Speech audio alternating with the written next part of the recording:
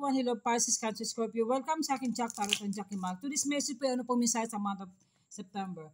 I hope rin you guys, if not, by next time, will resonate for you. Pawang gabay lamang po ito na sa taas ng ating pagtiwala sa ating Panginoon at pwede po ma-resonate sa mga course po si guys at welcome back po my channel. Okay, ito po. Ace of Air, kayo po ay palaban. Be communicate clearly at alam mo po paano mo ma-analyze at sabihin mo ang totoo kung ano ba karapat dapat. At may mga good news, may balita at opportunity na darating sa inyo. The tip once, ito ay a goal expansion, may travel, mayroon kayo asikaso ng ari-arian, property, at pwede po ito guys sa pag-asikaso ng mga delayed na documents at kailangan talagang malalaman kung ano ba dapat mga problema na tungkol sa mga ari-arian po. The King of Earth, kayo po ay financial stability, pwede sa relationship. Pwede ito yung person mo, you are very generous, materialistic, and grounded.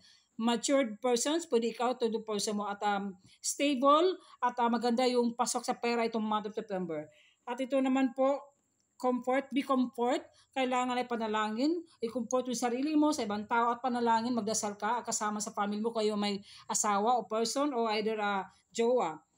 Forgiveness, patawan mo yung sarili mo, patawan mo yung taong nagkasala sa iyo, forgive yourself, forgive each other, and forget the past. Huwag mo paulit-ulit yung nakaraan. At ito naman ay stay optimistic about your loved ones, sa love life. Kailangan stay optimistic, kailangan keep an open mind sa relationship mo. Magtiwala ka sa sarili mo, sa iyong kakayahan mo, lalo na sa karelasyon mo. Touch other po.